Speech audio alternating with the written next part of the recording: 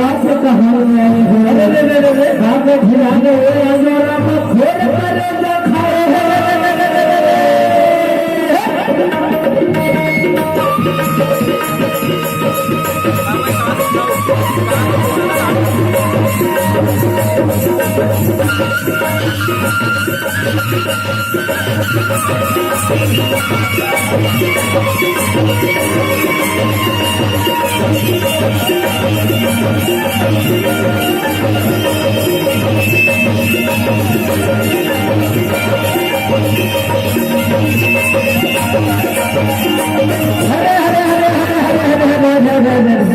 अरे जय महामाई मोर मोहबा के भैया जय हो।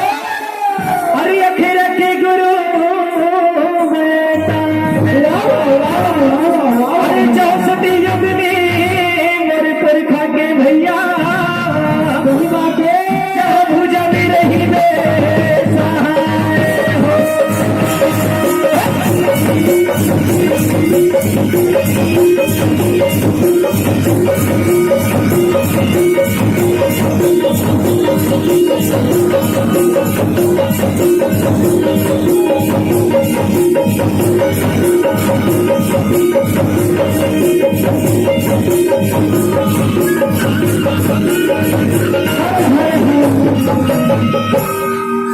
ऐसने के सुने ताएगा भैया का के अब ऐसने के सुने ताएगा भैया।